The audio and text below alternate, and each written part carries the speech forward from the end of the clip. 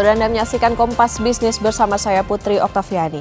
Rapat Dewan Gubernur Bank Indonesia memutuskan kembali menaikkan BI rate sebesar 25 basis poin menjadi 5,75%. BI bilang kenaikan BI rate untuk memperkuat stabilitas nilai tukar rupiah dan mendorong pertumbuhan ekonomi. Kenaikan BI rate dilakukan sebagai langkah lanjutan untuk memperkuat stabilisasi nilai tukar rupiah di tengah tetap tingginya ketidakpastian global.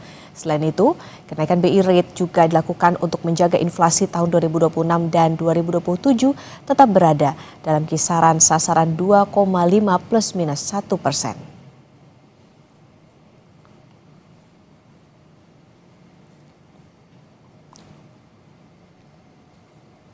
Setelah bertahan selama 8 bulan di level 4,75, bunga acuan Bank Indonesia mendadak naik drastis pada 20 Mei 2026. BI rate naik 50 BPS ke 5,25%. Ekonom bilang ini kenaikan yang tidak biasa saat rupiah melemah dalam waktu yang tidak singkat. Rupanya kejutan tak berhenti. Tak sampai sebulan, BI rate kembali naik 2 kali, yaitu 9 Juni ke 5,5% dan 18 Juni ke 5,75%. Grafik ini kami ambil dari situs Bank Indonesia. Gubernur Bank Indonesia Peri Warjio bilang keputusan Bank Sentral ini adalah upaya menstabilkan rupiah sekaligus menjaga pertumbuhan ekonomi. Rekan-rekan media dan kolega masyarakat adalah hasil-hasil keputusan rapat Dewan Gubernur Bank Indonesia pada 17 dan 18 Juni 2026 yang bertajuk BI rate naik 25 basis point menjadi 5,75%, memperkuat stabilitas, mendorong pertumbuhan ekonomi. Saudara, stabilitas rupiah menjadi pekerjaan utama Bank Indonesia. Dalam sebulan terakhir, performa rupiah memang jauh di atas asumsi APBN 2026, yaitu level 16.500. Data ini kami ambil dari Bloomberg. Terlihat kemarin rupiah sedikit melemah ke 17.794 per dolar Amerika Serikat. Sebelumnya rupiah sempat menguat ke 17.700-an. Kita bandingkan ke posisi di 18 Mei atau sebulan lalu. Rupiah berada di level 17.600-an. Puncak pelemahan terjadi pada 8 Juni 2026. Saat itu rupiah tembus 18.188 per dolar. Kompas Bisnis hitung sejak September 2025 rupiah sudah melemah meninggalkan asumsi APBN yang ditetapkan.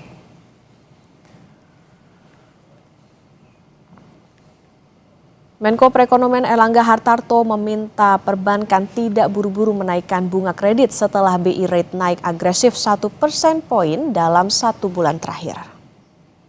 Ya, tentu harapannya kan ke depan kredit tetap jalan. Pak, soal BI rate kan udah naik 100 BPS ya Pak, itu dampaknya ke masyarakat sama pelaku usaha gimana ya? Ya, ini relaynya kan ada transmisi terkait kenaikan bunga kredit. Nah, diharapkan tentu Himbara tidak terlalu cepat juga untuk menaikkan.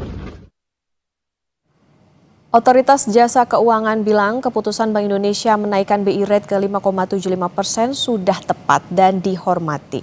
Selanjutnya OJK akan melakukan asesmen dampak kenaikan ini terhadap industri perbankan.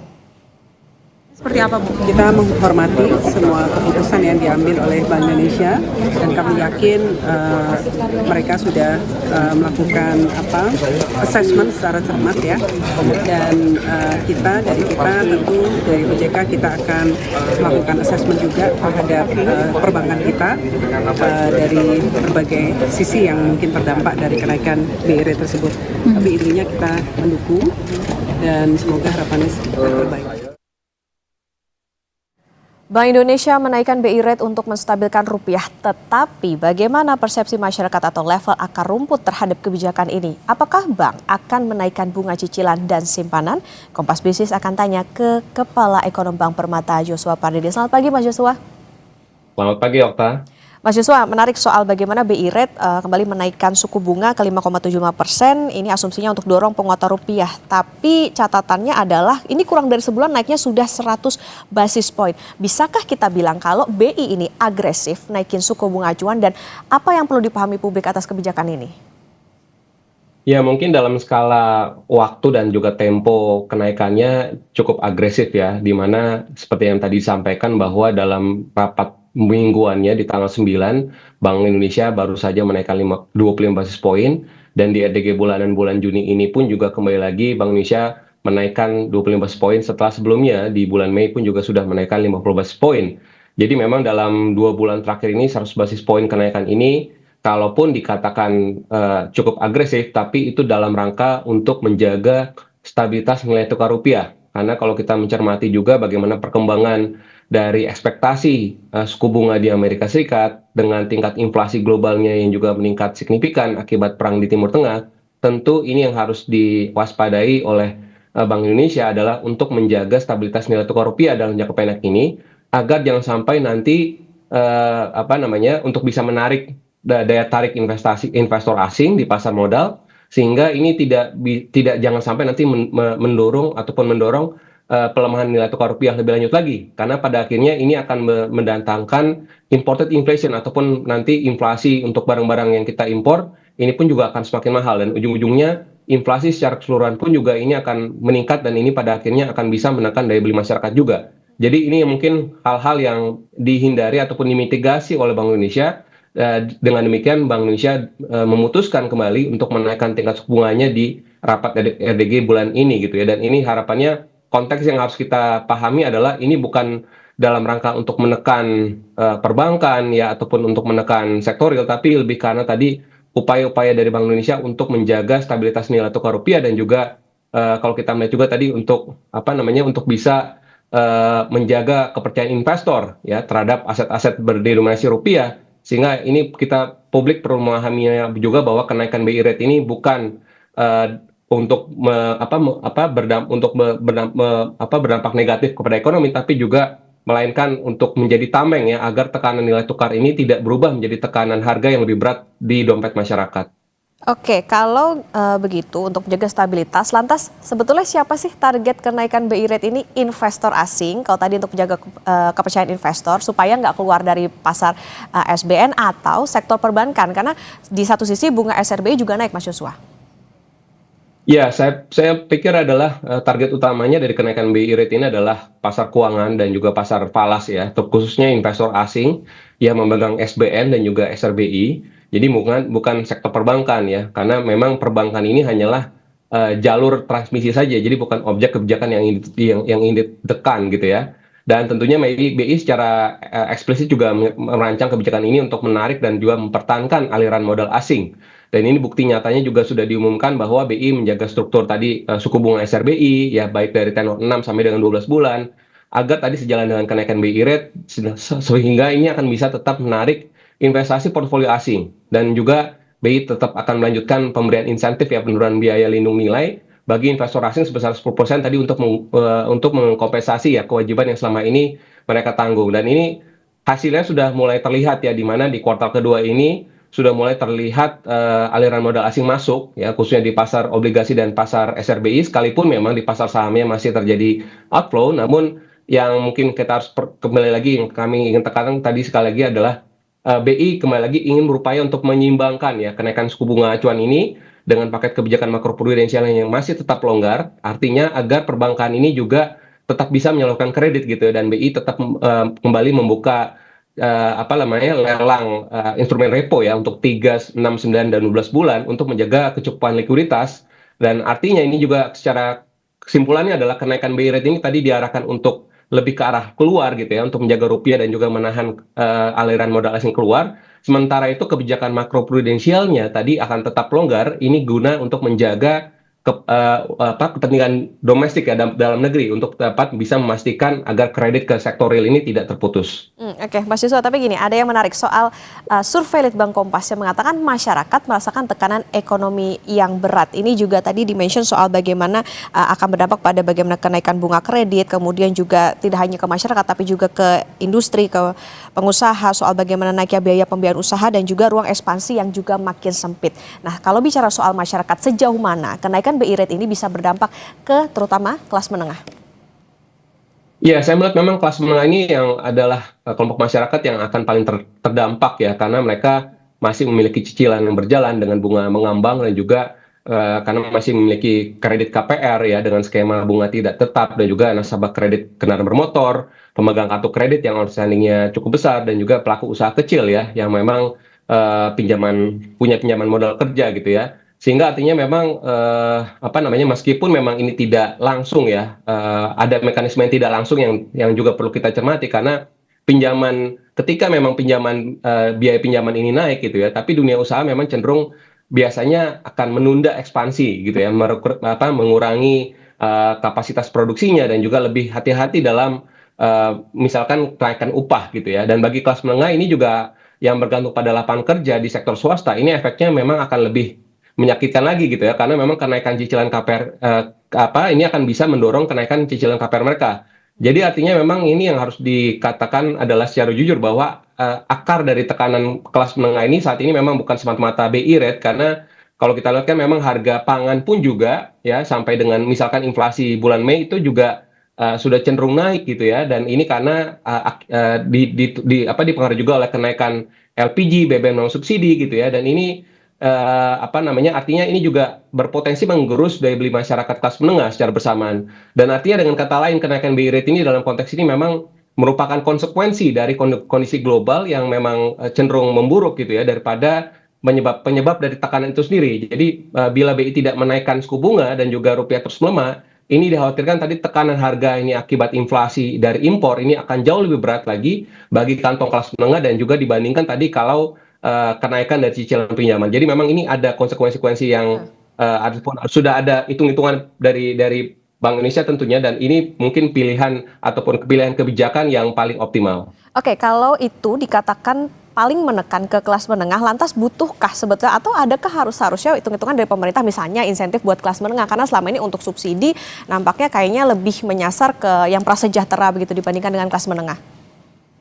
Iya betul juga, ya ini juga sejalan dengan reportnya World Bank yang baru saja dirilis ya, di mana jumlah kelas menengah kembali lagi menurun, dan ini tentunya karena kenaikan upah real dari masyarakat pekerja ini terus mengalami penurunan ya dibandingkan dengan kondisi sebelum pandemi.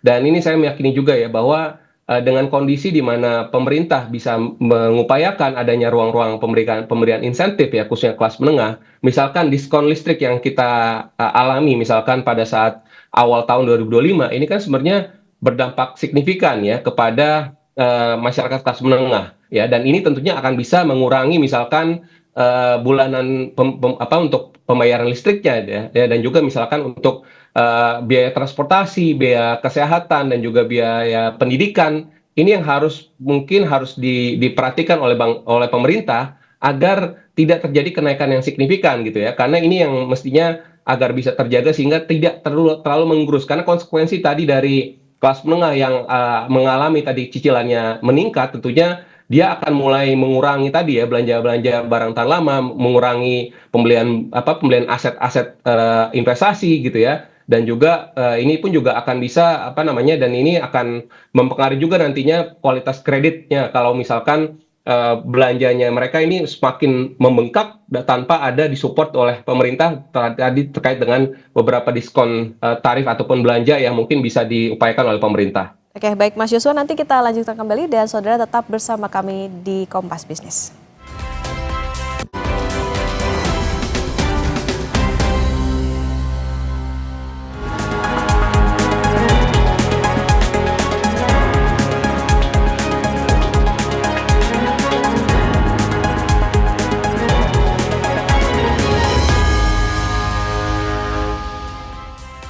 Anda kembali di Kompas Bisnis Saudara dan kita akan melanjutkan perbincangan bersama dengan Kepala Ekonom Bank Permata Joshua Pardede. Mas Joshua, kita lanjutkan kembali tadi di tengah kenaikan suku bunga acuan Bank Indonesia 5,75%. Lantas tentu ini kita bertanya-tanya soal bagaimana nih respon perbankan. Tapi Menko Erlangga minta perbankan tidak buru-buru menaikkan bunga. Mungkinkah hal itu terjadi? Ya, kalau dikatakan mungkin tentu saja bisa, possible gitu ya. Selama tadi misalkan ada kondisi-kondisi di dalam industri perbankan yang bisa terpenuhi. Yang pertama adalah likuiditas yang tetap longgar. Yang kedua adalah dana murah ini masih mengalir ya di sektor perbankan. Yang ketiga adalah kualitas kreditnya tetap terjaga. Jadi artinya ini yang perlu kita lihat lagi selama salah satu dari parameter ataupun indikator tersebut ini tidak terpenuhi, khususnya tadi dari sisi misalkan biaya dana bank ini terus naik, saya pikir ini akan cukup sulit ya untuk bisa menahan kenaikan penyesuaian suku bunga perbankan gitu ya. Namun yang diupayakan juga oleh Bank Indonesia yang tadi kami sudah sampaikan adalah BI sudah kembali lagi membuka misalkan lelang repo untuk berbagai tenor, lalu juga yang kedua adalah dengan kenaikan rasio pendanaan luar negeri bank menjadi 40%. Lalu yang berikutnya lagi adalah kebijakan likuiditas makroprudensial yang diberikan kepada bank yang menjaga bunga kreditnya tetap kompetitif dan juga menyalurkan kreditnya kepada sektor prioritas.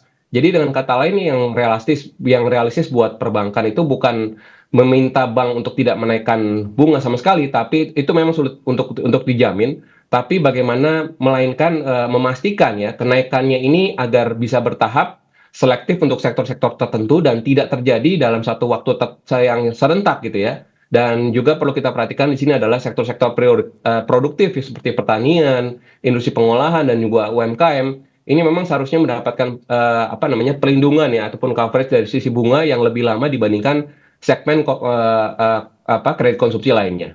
Oke, jadi bukan minta langsung atau jangan buru-buru naik, tapi justru menaikkan secara bertahap dan juga selektif. Lantas kalau dilihat sebelum-sebelumnya sebetulnya kenaikan BI rate ini udah diikuti oleh bunga simpanan atau kredit belum sih? Atau biasanya berapa lama sebetulnya Bank melakukan penyesuaian?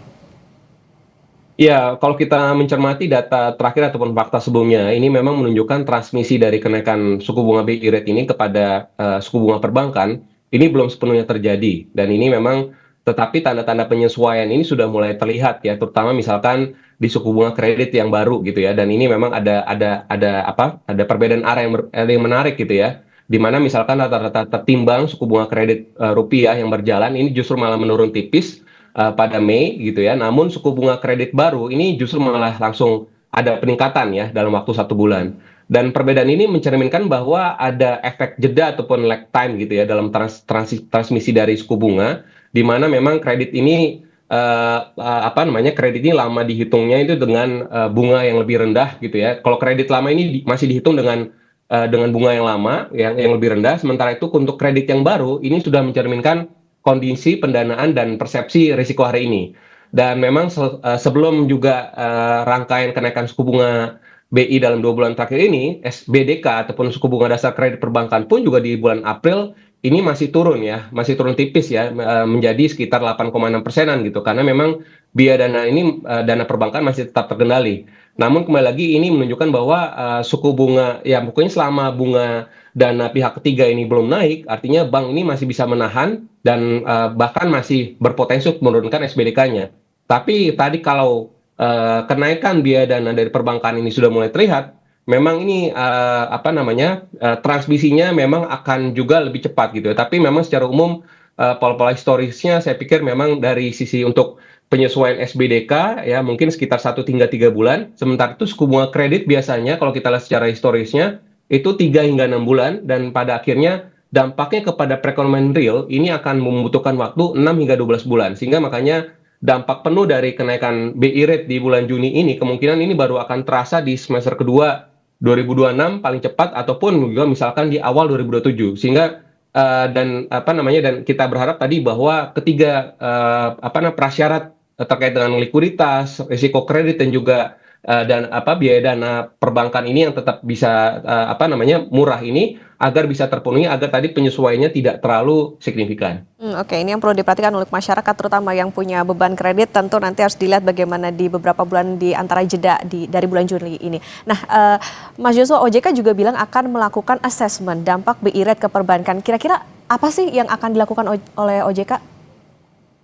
Ya, kalau kita mencermati berdasarkan data dan juga bagaimana historical pengawasan dari OJK, tentunya asesmen OJK ini kemungkinan akan berfokus pada 4 pilar ya, likuiditas, kualitas kredit, profitabilitas, dan juga kecukupan modal. Dan kalau kita melihat misalkan likuiditas, tentunya OJK akan memantau apakah rasio-rasio dari alat likuid terhadap dana pihak ketiga tetap aman di atas ambang batas kehati-hatian.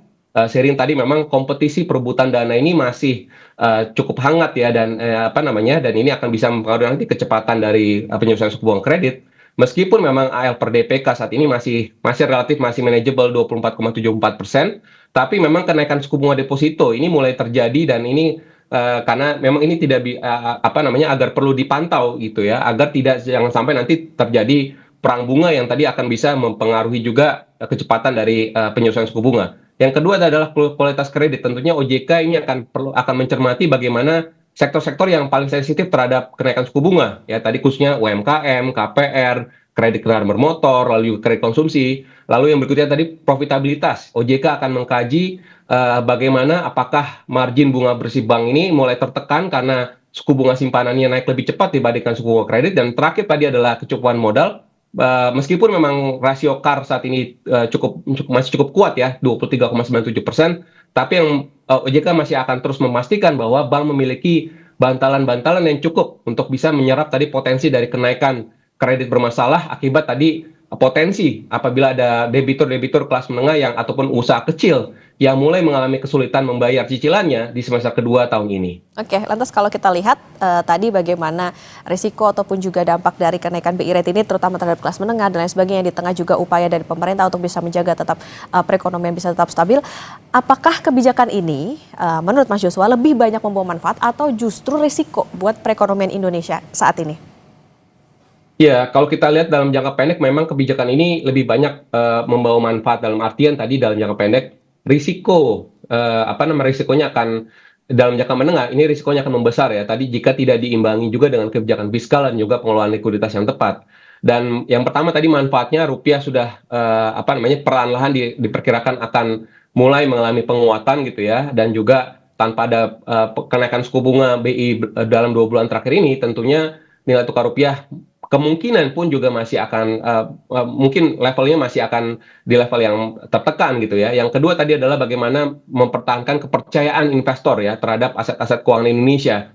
Dan juga yang ketiga tadi adalah membangun benteng ya terhadap inflasi dan juga kenaikan harga-harga barang impor gitu ya. Karena tadi ini yang harus diantisipasi oleh Bank Indonesia. Dan tentunya risiko yang perlu harus diwaspadai tadi adalah risiko tadi tekanan terhadap konsumsi kelas menengah. Karena memang penjualan eceran sudah mulai tertekan, ya indeks kepada konsumen masyarakat juga sudah mulai turun, dan ini juga diperhadapkan lagi kepada prospek bunga kredit yang baru ini akan juga cukup meningkat. Sehingga memang kalau kita melihat secara keseluruhan, memang skenario terbaiknya memang tadi adalah kalau kita melihat ke depannya, kami melihat bahwa 5,75% ini mungkin sudah mendekati titik keseimbangan gitu ya. Artinya memang kalau rupiahnya sudah stabil dan juga pasar investor asing sudah kembali lagi masuk ke pasar keuangan, artinya terdapat ruang juga untuk Bank Indonesia untuk ke depannya dalam jangka pendek ini pun juga untuk mempertahankan suku bunga ke depannya gitu ya. Dan artinya pemerintah juga ini harus mengambil peran lebih lagi dalam hal di sisi fiskalnya dengan memperkuat belanja yang produktif yang langsung bisa menjaga daya beli masyarakat, khususnya masyarakat kelompok rentan, memperbaiki juga rantai pasok pangan yang tadi untuk meredam inflasi bergejolak ya, atau terkait dengan antisipasi Godzilla El Nino di semester 2 tahun ini, dan juga menjaga kredibilitas fiskal agar tadi fiskal ini tetap di bawah 3% terhadap PDB, dan juga memastikan agar perbankan ini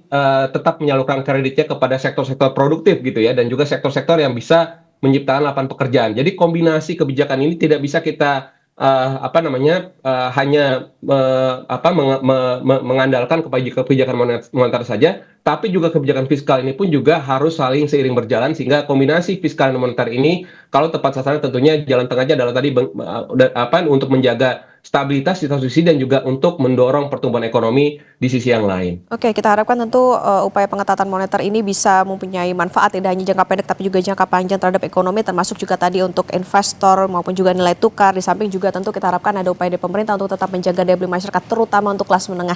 Terima kasih Mas Yuswa Pardede, Kepala Ekonomi Bank Permata, sudah bersama di Kompas Bisnis. Sehat selalu Mas Yuswa.